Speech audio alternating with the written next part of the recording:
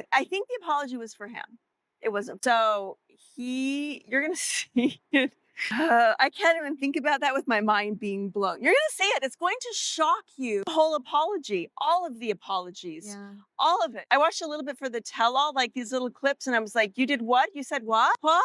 It was all for him. It was his apology. He needed to hear it more than anybody. He had his agenda that he needed to do. Christine Brown sits across from the interviewer, her hands folded but her eyes blazing with a clarity that wasn't there before. The best-selling memoir beside her tells a story the cameras never captured. What she's about to reveal will shatter everything viewers thought they knew about the Brown family.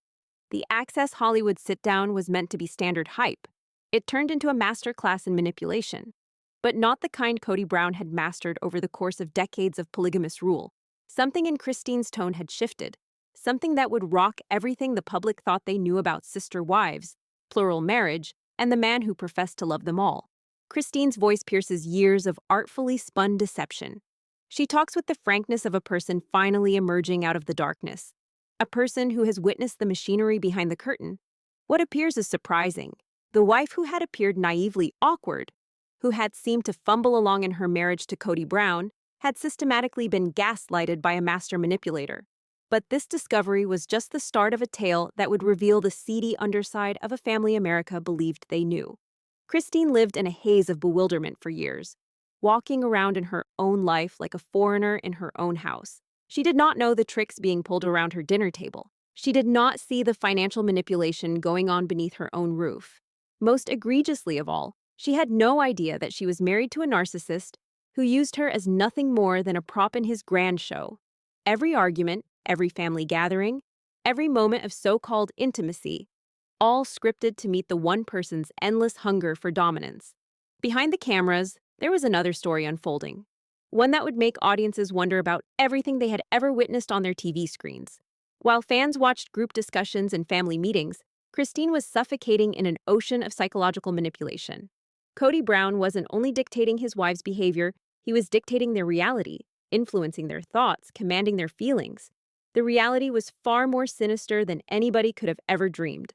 All that Christine had ever believed about her marriage was false. This revelation would open the way to a still more astounding conclusion regarding the family's public image. What Christine discovered would completely alter everything she thought about their TV appearances, their book contracts, their speaking tours. The dialogue that audiences saw on TV was not impromptu family chatter, but was quite scripted performances aimed to shield one person, Kody Brown. The script was written years previously, and each wife had memorized her role flawlessly. Prior to Christine's leaving, the family functioned like a greased-up public relations machine, every member fulfilling their role with practiced polish. The scripts were obvious, and never wavered from, "Kody's the best. We love him. He's the king. He's our leader. We love him." Any whiff of conflict was swiftly buried under blankets of contrived devotion, washed away before the cameras could record the reality. The facade was so complete that even the wives began to believe their own performances. But something changed when Christine started questioning the story, when she began to pierce through the smoke and mirrors. Kody suddenly demanded complete loyalty from all of them. Not because he was a patriarch to be respected, but because people had begun speaking the truth about him, and he could not cope with what they were saying. The mask was slipping, and there was panic. The bombshell lands like a thunderclap. The cloak of charity had nothing to do with spiritual guidance or divine vocation. It was about managing image, period. Kody Brown was operating a reputation management effort masquerading as a polygamous family, and all members were at once actor and victim in his grand drama. That would be the setup for what followed. A frantic effort to save a collapsing empire founded on deceit. And now, as cameras rev up on a new season, Kody Brown confronts his toughest challenge yet. 3 wives are gone, dispersed like war zone refugees to the 4 winds. His kids hardly talk to him, their silence more condemning than any denunciation. His painstakingly built image in shambles, bits of a once great reputation scattered about social media and salacious interviews. But Kody Brown is nothing if not resilient. And survivors find ways. They adapt, they grow. They discover new means to exert control. Enter the apology tour, a deliberate effort to repair a bruised brand. But Christine isn't fooled for one moment. Her fresh-buffed instincts slicing through the act like a knife through silk. These are not sincere overtures towards reconciliation. They are strategic plays in Kody's desperate game of damage control for his reputation. Every apology is agenda-laden. Every sniffle on television is motivated. Every flash of vulnerability is precisely calculated for dramatic effect. "Take care of your children," Christine declares with crushing directness, her words heavy with years of stored anguish. "Call your children. Spend time with your children and repair that relationship. And then at that point, we can have a discussion about apology." The demand sounds reasonable, even kind, but underneath its surface is a challenge that strikes directly to the core of Kody's failures as a man and a father. But Kody's children are left brokenhearted, with wounds that will never be fully healed. Even those who say they've moved on, who talk about acceptance and peace, have deep scars that cry out a different message. The harm is so deep that some have cut off their father altogether, opting for the pain of abandonment over the anguish of ongoing disappointment. McKelty, who had been part of the extended family through her relationship with Robyn, has been completely estranged after having had the temerity to tell the truth, the punishment being swift and absolute. The pattern emerges, unmistakable in its regularity. Anyone who crosses Kody's carefully constructed persona becomes an adversary, no matter how steadfastly devoted they once were to the family. This zero tolerance for dissent would be challenged shortly in ways Kody had not imagined, as more and more family members discovered their voice and opted for truth over harmony. And then there's the bombshell that freezes everybody in their tracks, a revelation that is illogical and contradicts everything the public believed they knew of the Brown family dynamics. Gossip circulates about Kody and Robyn seeking a fifth wife, the possibility looming over them like a poisonous cloud. Christine's response is one of sheer incredulity, her tone holding overtones of shock and terror. "I wish they'd just be happy in monogamy. I love monogamy, and I know he does too." The hypocrisy is breathtaking, nearly unbelievable in its brazenness. Kody Brown, the man who founded his celebrity on polygamous ideals, who espoused the benefits of plural marriage to an audience of millions of television viewers, it seems prefers monogamy. The irony is so dense, it's nearly choking. And why the discussion about taking on another wife? What could drive a man who has lost 3 wives to even think about introducing a 4th woman into his disastrous sphere? The solution is hidden in secrets dating back years, encrypted in secret meetings and hushed words. Sources uncover church leadership meetings, desperate overtures to be reinstated in the good graces of a community that had otherwise written them off. Robyn, desperate to be restored to favor with their faith, advocates plural marriage despite her clear inability to share, her motivations as multifaceted as they are contradictory. The church requires evidence of devotion, and the evidence is in the form of more wives, living witnesses to their devotion to the principle. There's another possibility that sends shivers down Christine's spine, a conclusion so cynical it makes her breath catch in her throat. What if it's all an act? What if all of this whole narrative is just in order to sustain the television series, to create the drama and tension that keeps people watching week in and week out? The discovery pierces deep, hitting at the core of all she had always assumed about her family's public existence. Has their whole life been a play created to make money? This one raises the even more unsettling potential. If the religious beliefs of the family are constructed for amusement, what else have they fabricated? How many of their most private moments have been faked? How many of their tears were planned? The distinction between play and reality grows indistinct until it dissolves completely. And Christine is left wondering at the very basis of her own experiences. As Christine works her way through her new independence, she encounters a reality more heartbreaking than Kody's manipulation, more agonizing than his infidelities. She grew up in a cult, indoctrinated from infancy into a system meant to shatter women's spirits and rebuild them in the mold of ideal submission. The fundamentalist doctrines that governed her entire philosophy weren't spiritual teachings. They were methods of control, instruments brought against the most fragile members of their society.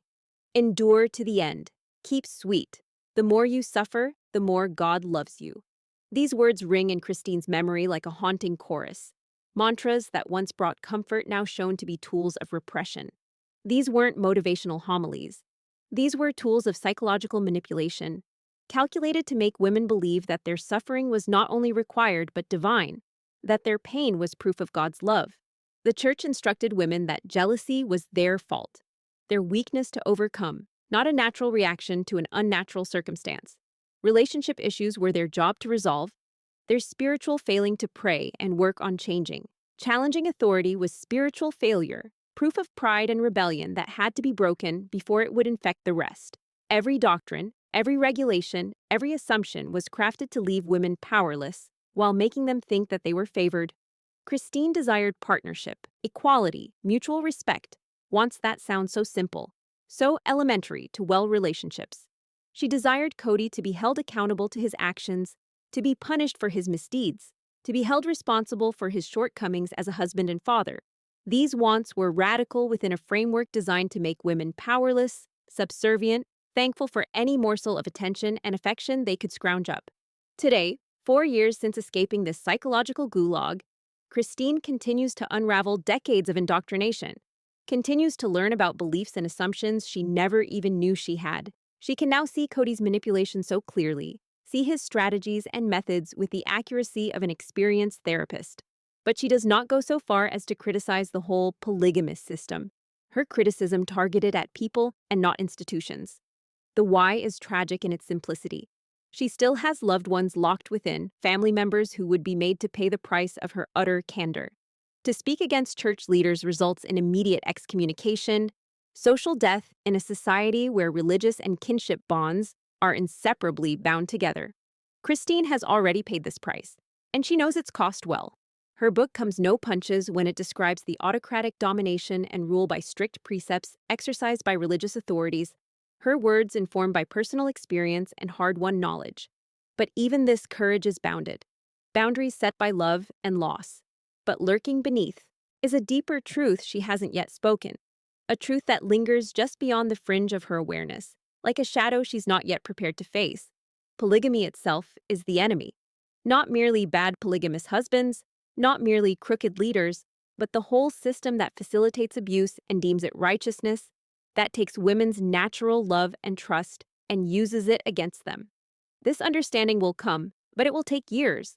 Survivors of cult indoctrination don't shed their programming overnight. They peel back layers of conditioning slowly, carefully, often paying enormous personal costs with each revelation. The process is like archaeological excavation, each layer of understanding revealing new depths of manipulation and control. First comes the recognition that individual leaders are flawed, then the understanding that the rules themselves might be wrong. Lastly, the horrific discovery that the whole system is based on falsehoods, that all they have been trained to hold dear is meant to kill them. Christine is somewhere in the middle ground of this journey, courageous enough to doubt, but not yet prepared to judge all she had previously held as sacred. Perhaps the most devastating casualty of Kody's image campaign is his relationship with his children, the very people who should have been his priority, his legacy, his reason for living. Christine's voice cracks as she tells of their pain, her words bearing the weight of a mother who has seen her children's hearts break repeatedly. My kids are heartbroken. Even the ones that speak about how they've moved on. They've accepted that this is their dad and this is what he does, and they've accepted it, and they've moved on. The acceptance she writes about isn't forgiveness or peace, it's resignation. The crushing recognition that hope itself is causing them pain. It's the disappointment of children who finally gave up hoping their father loved them more than himself, who learned to give up in order not to be hurt anymore. This isn't healing. This is survival, the emotional equivalent of cutting off a limb to preserve the rest of the body. In the background, more lives break like dominoes in a never-ending chain of loss and betrayal. Mykelti, who cared for Robyn's children and felt like family, finds herself totally ostracized after she tells the truth. Her years of loyalty and service worth nothing when she is truthful. The message is unmistakable and direct. Devotion to Kody's persona takes precedence over all else, even the well-being of those they supposedly once loved, even the children who belong to her. This behavior of abandonment stretches far beyond Mykelti, reaching into every relationship that Kody has. Old friends are ostracized for minor transgressions. Extended family members are disavowed for not offering adequate deference. Even his own biological kids suffer rejection when they have the courage to speak the truth about what has happened. The price of upholding Kody's reputation is paid in human relationships, in broken trust, in children who will live with these scars for the remainder of their lives. One person remains staunchly in Kody's camp throughout this spectacle, standing by his side even when his world around them is falling apart. Robyn. But even her motives are called into question upon further examination. her loyalty demonstrating depths of intricacy that call surface presuppositions into question. Christine discloses that Robyn never delegated the care of the children to the sister wives, opting instead for her own family or McKelty to attend to her kids. The sisterhood audiences witnessed on television was ever an illusion, a show put on for cameras, not real relationship. Now Robyn advocates a return to the church, to a fifth wife, to plural marriage legitimation, while, by all reports, being woefully awful at sharing, unable to make the very sacrifices polygamy requires. Her reasons are still shrouded behind publicly manufactured statements and staged tears. Her agenda, as cryptic as it is relentless. Does she really subscribe to the principle, or is she desperately trying to regain the social standing and community acceptance she lost when they left the church? The answer is unknown, hidden under layers of performance and self-delusion. The inconsistency of Robyn's stance grows more apparent with every day that passes. She insists on plural marriage while showing complete inability to practice it successfully. She urges acceptance of plural marriage by the church while engaging in a lifestyle inconsistent with the basic principles of the church. She talks about sisterhood while keeping strict boundaries between herself and the other wives. The cognitive dissonance is breathtaking, but it goes unchallenged, defended by Kody's refusal to call his preferred wife out for her inconsistency. As cameras line up to record another season of scripted drama, the question haunts each scene, tints every exchange, casts a shadow over each supposedly impromptu moment. What's real and what's acting? When you've been pretending family harmony on TV for years, building elaborate fictional stories around actual suffering, do you ultimately forget real emotion? Does the act become so flawless that it becomes reality itself? Christine's befuddlement is real, her words tinged with the confusion of one who's learned that her whole life has been constructed upon sand. I'm not sure if any of this is real. The performance and reality have bleached beyond all distinguishability, consumed by years of existence under the lens of weighing every word and action by its possible effect on ratings and public image. The family is now a living soap, their most personal moments sold and delivered to the masses. This crisis of existence is not unique to the Brown family, but every reality television clan, every individual who has sacrificed privacy for notoriety, authenticity for attention, is caught in its web. When does performance stop and life start? When there are cameras turning 18 hours a day for months on end, when there are producers insisting on more drama, more conflict, more emotional disclosure, the lines between authentic experience and constructed content disintegrate entirely. Kody's apology tour plays out with measured purpose, each tearful revelation advancing his cause like a choreographed ballet. Each stage-managed confession has been staged to repair his public image, to elicit sympathy and compassion from increasingly cynical viewers. But the kids are far away, their absence more convincing than any denunciation. The ex-wives penetrate behind the pretense with the surety that comes from close acquaintance with the performer. The public becomes more and more doubtful, their confidence shaken by years of hollow enticement and staged drama. Irony is unavoidable. Desperate as he was to command his image, Kody has lost command of his story altogether. His carefully constructed reputation is in shambles, torn apart not by external forces but by himself, by his own doing, by his own lack of placing substance above style. The very individuals he attempted to manipulate are his most vocal critics. With inside information and the legitimacy born of lived experience, will Kody find his fifth wife, another woman willing to subject herself to his particular brand of emotional manipulation and neglect? Will he successfully manipulate his way back into public favor, convincing viewers to forget years of documented bad behavior? Will Christine have the courage at last to call out polygamy as the real villain in her narrative, to tell the truth that would set thousands of other women like her free? These questions linger in the air like smoke from a fire that cannot be smothered. The cameras continue to roll, fueled by the requirements of the networks and the advertising money. But the script is no longer in Kody Brown's hands. Truth will always rise to the surface regardless of how far it is buried, regardless of how thick the layers of performance and manipulation are that are stacked upon it. And Christine Brown, no longer the foolish wife who had previously desired nothing more than harmony and peace, now holds the greatest weapon of all: her voice, her narrative, her insistence on not remaining quiet in the presence of injustice. The show goes on, big and costly, and finally empty, but people are no longer believing in the show. The social media is filled with skepticism and negative reviews. People who used to love the show are disappointed and outraged. The magic is broken, the illusion destroyed by too many inconsistencies and too much proof of manipulation offstage. Behind the closed doors, out of sight of television lights and recording equipment and the insatiable appetite for content, children are left brokenhearted, with wounds that can never be completely healed. Ex-wives heal and rebuild their lives from the ruins of psychological manipulation, gradually learning to trust their own eyes and respect their own needs. And somewhere in Flagstaff, in a one-time symbol of polygamous prosperity, now reduced to a monument to failure, Kody Brown makes his next move in a game where he's already lost the one thing that really counts: the love and respect of his children, the loyalty of his wives, the admiration of his audience. The truth, as Christine Brown discovered through years of suffering and uncertainty and slow enlightenment, always manages to set us free, even when that freedom is the most expensive kind possible, even when the cost is everything you ever thought you loved, even when freedom tastes like loss until you see what you've really gained. Finally, truth is all that counts, the only basis on which genuine relationships are formed, the only bequest one needs leave to the children who are observing, listening, choosing what sort of grown-ups they wish to be.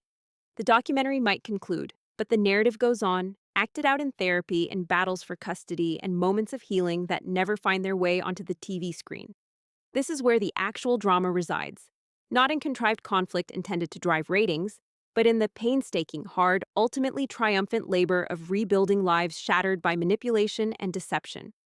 It's a tale that needs to be told, worth viewing, worth recalling long after cameras stop rolling and the credits roll to black.